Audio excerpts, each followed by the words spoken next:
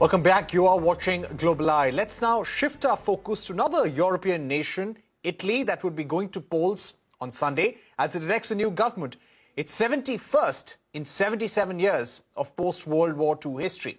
And the polls are anything to go by.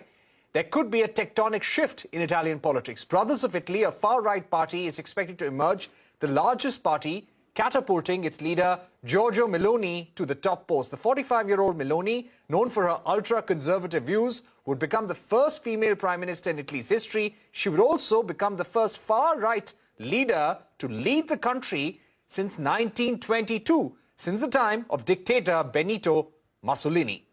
And to take this forward, we're now joined by David Broder, author of Mussolini's Grandchildren, Fascism in Contemporary Italy. Mr. Broder, thank you very much for joining us here on Global Eye on CNBC TV 18.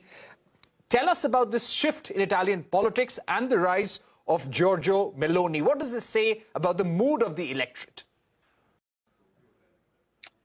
Well, we've seen the far right become an increasingly important part of Italian politics in the last 30 years. Some of your viewers may know Silvio Berlusconi, who was the centre-right leader who came to power in the 1990s, and he brought former fascists into his government, into the coalition for the first time. But what's different this time is that the far right, Giorgia Meloni's party, is going to be the biggest party. And it's doing so on a programme of low taxes, but also drastically cutting immigration. It's a party rooted in fascism. It was created by admirers of Mussolini after 1945, after his overthrow and death. And in ways, it's moderated its policy and its tone, but it's very much a party created by people in that tradition.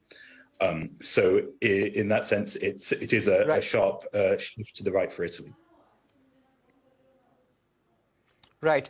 How would her view and approach be to the European Union? She has also said the European Union has been complicit about ethnic replacement. There was also a headline in The Economist which said, "How afraid should Europe be of Giorgia Meloni?" What does this really mean for Italy's ties with the European Union and also with the world?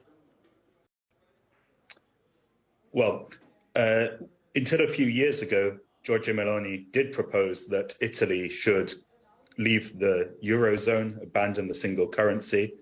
She's often spoken in very critical terms of the leadership of the European Union, saying it was a Soviet-style bureaucracy. As you rightly say, she said that it was planning the ethnic replacement of white Europeans by Africans and Muslims, and adopted this very conspiracy theorist attitude. Recently, she's changed that a lot and very much emphasized her loyalty to the European Union, to NATO, saying in Europe she wants to change the immigration policy, but not to leave, not to split. And also she's committed a lot to arms supplies for Ukraine and support for the Ukrainian side rather than the Russian. So these are ways in which she's tried to mainstream her image. But also there's big contradictions. So in Europe, she's mainly allied to governments like Viktor Orban in Hungary and Law and Justice, the ruling party in Poland, who basically want to turn Europe away from accepting immigrants, who want to reject abortion, who want to push back against gay rights and against this kind of civil liberties. So I'd expect that she'll change the sort of civil liberties agenda in Europe a lot, but without actually seeking to leave the European Union or anything like that. Of course, the question is how her government would hold on faced with the growing energy crisis.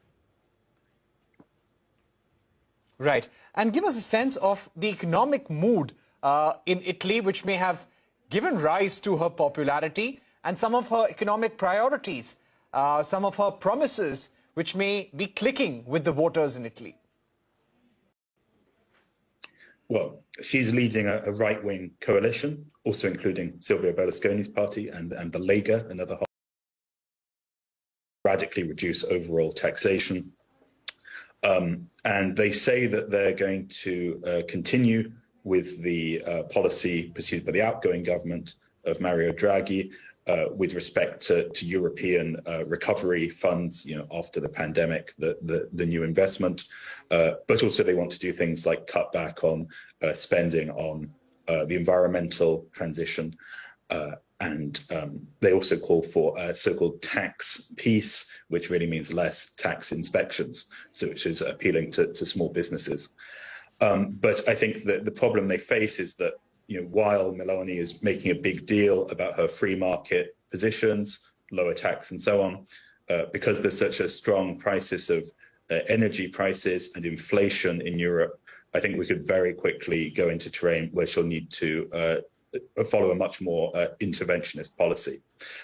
Italy has had more than 20 years of economic stagnation, falling wages. And so, although, of course, the right-wing coalition is the strongest, we're also seeing a strong movement in favor of parties who want to boost income support for Italians. And so I think that's also a contradiction in the election we're seeing now.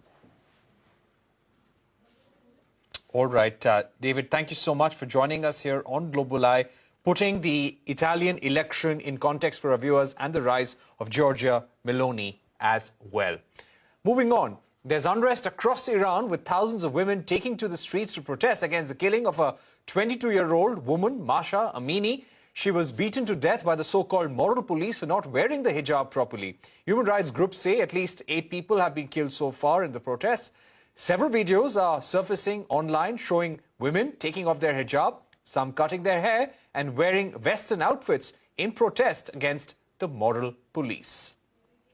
To take this forward, we're now joined by Anil Trigunayat, former Indian ambassador and also distinguished fellow at the Vivekanand International Foundation. Ambassador, thank you very much for joining us here on Global Eye. Let me begin by asking you, what does this mean for the Iranian government and this moment in Iran's history?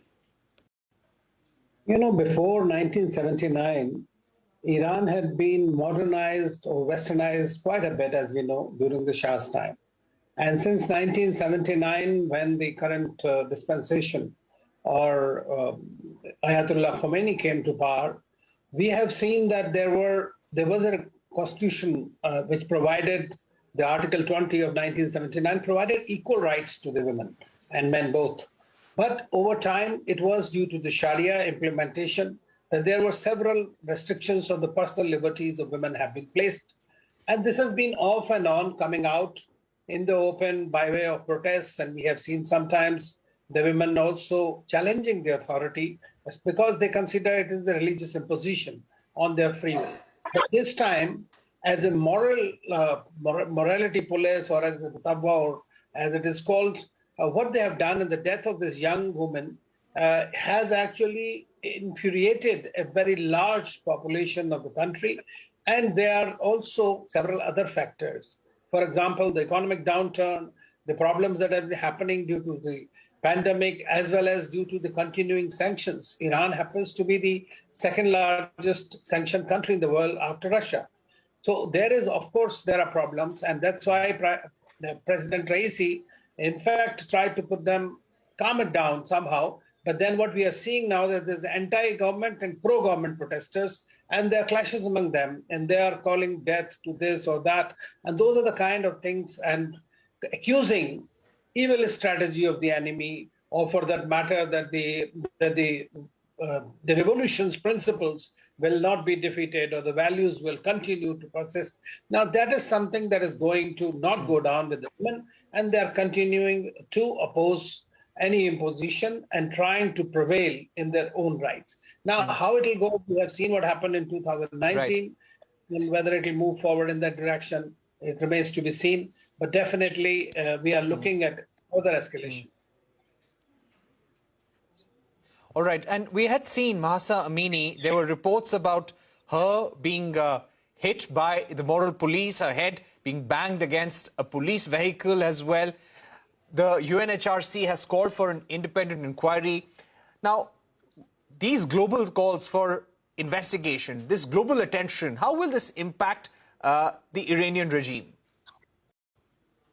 Well, I don't see that Iranian regime will at all be scared of these kind of calls for investigations, because see, they know that they're already under maximum sanctions possible. They've been hoping for the revival of the JCPOA, the new Iran nuclear deal. That is also not moving forward in the right direction. And therefore, anything further, they will be considered as intervention in their internal affairs. And I doubt very much that the Iranian regime at the moment will consider or give any lenient way in this. In fact, if as President Raisi said, that protests are permitted, but riots are not. So there is a very little difference and a razor-thin margin when these things go out of hand. So there could be greater violence. But at the moment, of course, I think that if the government does take action against those who are responsible for the death of Khomeini, I think that there might be some tempers. But then there are deeper roots, deeper causes for this kind of the people's frustration that is coming out in the streets. All right. Ambassador Trigunayat, thank you very much for joining us about the protests over the killing of a 22-year-old in Iran.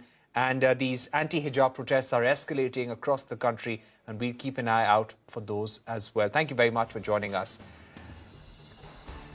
That really brings us to the image of the week. Veteran CNN journalist Christiane Amanpour sitting in front of an empty chair. This was after Iranian President Ibrahim Raisi cancelled their interview for refusing to wear a headscarf for their meeting in New York.